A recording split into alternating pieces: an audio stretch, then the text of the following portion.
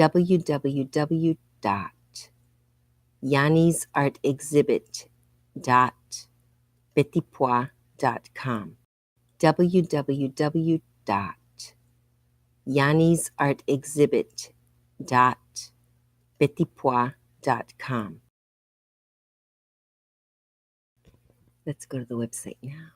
So you go to that web page, and then when you get there, there's a quote that was said to a friend by the artist. And then on the other side, a little warning, some of the art may not be for young viewers or whatever. So you enter the web page. Now I'm trying to finish that categorize page. The categorize page, I'm still working on that one. But here you can have an interactive experience with the art. Once it's finished, you can pull the art in, twirl it around. Like some of them, for example, this one. Let's take this one. It's it's an abstract piece of art, so we actually don't know which is the best way. I'll get rid of that purple line later. Which is the best way to view it sometimes. So is this the best way? Is this the best way? So you can kind of play with the art and resize it and see which is the best rotation for you. Just to get more of an interactive experience with Yanni's art. But this is going to get a lot better. This is just a test page right now. So then we'll go to the actual exhibit, and we have three. We have the slider view, which is nice on the cell phone. You can sort by category, but the sort by category doesn't work on the cell phone. Then there's a restricted exhibit, which since I'm signed in, it will take me right in. But if you have not signed up as a member and you have to show that you're over 18, you can see the restricted exhibit. There's some more adult themes in those artworks. And I still haven't finished uploading everything. So right now we'll go to the sort by category. And of course I also have a blog, which I've started writing things about my analysis of his artwork. But it's all very new. And then you can see all his art, as you see over here. You can see all his art. But there, it doesn't show any kind of cohesion because I just uploaded the art as there are so many pieces that I just numbered them all in the order that they had arrived, the pictures, and uploaded them. And there's no rhyme or reason to the order, which is why now I've started categorizing them more or less how I feel they should be categorized. So here, these are artworks he did in the 1980s. And the categories are still not completely exhaustive. The all is the only place you'll see all of the artwork, except for the restricted. And then the others, as I go through each picture, I'm starting to put it into each category. So when the website is finished, you'll be able to click on whatever category you're interested in, and you'll see the art. There's, for example, this is a style that he developed called absurd self-projective identification, or maybe it's just self-projective identification, I don't know. But these are very beautiful, and you can see them up close. Go to the quick view. You can click on it, and it will pull up the artwork itself. But to get a close-up view, you'll probably prefer the quick view. There's also another way, because see, when you click on it, it cuts off the artwork at the top and the bottom. So I'm going to figure out how to avoid that. But the other thing you can do is you can right click on the image and go to copy image address. Eventually I'll put a button in there and then paste it. And the only thing is you can do that and it goes to there. I don't know what's wrong with but it's still showing that. And the problem is, see where this part here, it says JPEG, you have to delete everything after JPEG. There. And then you'll see the full image. And the other good thing about going to this view, you see when I hold the mouse over the image, you'll see a magnifying glass. And there you can click. It comes up nice and close, so you can see really close. And then to move around the screen, you use the up and down arrows to see up close what you really want to see. Again, once I update the website, I'm going to make it so that you won't have to do all these steps. You just click on a button and it will go right to this view. But the other option to get see here I'm using the up and down arrows. The other option to get a close-up view is to go back to the main page of the categories. And then, let me move this down. Let's see, that was the absurd self-projective identification. You can just hit the quick view.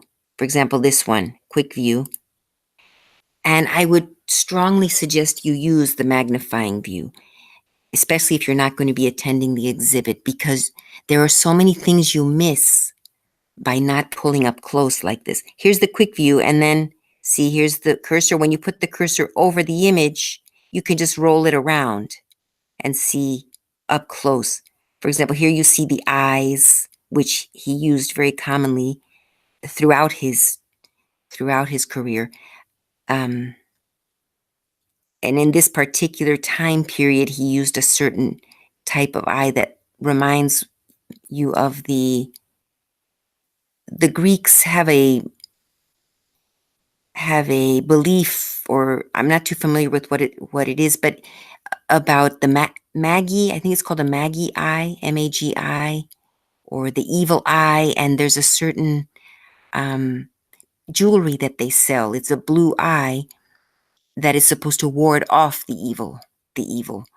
So in this time of his career, I see him using a lot of those style eyes, because he has different types of eyes in his art. But in this particular type of art that he does, he's used the Magi looking eye. I don't know if that was on purpose because of his Greek heritage, or and here you start to see a crossover between his, and that's one thing you'll always find crossover work between his styles. For example, here he's mixing abstract art with the beginnings of his self-projective identification, where he's just writing. Then you'll see as you go on, he starts to use the voids and combine them with the this is my own personal take, of course, on the art, but I tend to see a lot of reiterations and voids, and the voids are ordinarily surrounded by a chaotic, or a lot of space, a lot of filled space, heavily filled space. You don't see a lot of open space except where the voids are. And then these reiterations, whatever kind of reiteration there is, which I have my own belief on what they are, but you'll also notice he uses a lot of, in all of his art and throughout his career, but more so as he got more impassioned, you'll see a lot of yellow and red, black and white. And then it'll be interspersed with green sometimes. And here, these radiations, another recurring thing, certain shapes that he uses. There's squares, circles, there's ovals, and then you'll see sort of a uterus shape. Triangle, not as much. Here's one triangle here, you see, but and then again, as I start dating the works, I'm thinking he got more uterus shapes. There are many times sexual references in his work. Here, for example, I'll go to the black, white, red, and yellow. Fat strokes, I say that because, this is a different style that he did. He has a few paintings like that with sort of fat strokes. But the one I'll go to now is the black, white, red, and yellow. Um, and of course, sometimes he'll put other colors in there, but there's a strong focus on the black, the white, the red, the yellow. Uh, Here's a picture frame. Some of these are so beautiful, even if it's not for art, even if it's for, imagine something like this in your home. See, a little spot of green. And it's not the first time I've noticed that, where he'll do heavy black, white, red, yellow, and then there'll be a little drop of green in there. And at first I thought, oh, just an accident, but it's happened more often so that I realize it can't possibly be an error. For some reason, he's put that little drop of green in some of his other, let's see if I find it in another one. Here, black, white, red, yellow, even though they're very different styles, here you'll also find, I'll click on this one. I should have done the quick view, but at one point he's poking holes. Like once the nails start invading and poking and injuring, then you'll see some works where I'll go to the quick view. Here's the quick view. When you go here, see here, this again, it's more often than once. It's been a few times. So definitely it's something that it wasn't a one-off thing. He was there. These reiterating holes have meaning in his art. You'll see this more in there are the nails poking out. And I wonder if I could even see it better from the other view, the JPEG view, which again, I said copy image address. We got to go to a new tab, paste it in there with the Control V, and then find the JPEG part and delete everything afterwards. Otherwise, it's going to come up cut off. So delete the JPEG part. See, and hit it. I don't know why that keeps popping up. And here we have it. See, you can see it better. And then with the arrows, you can move along. You see the nails there. The different types of eyes throughout his life. Like he had this kind at one time.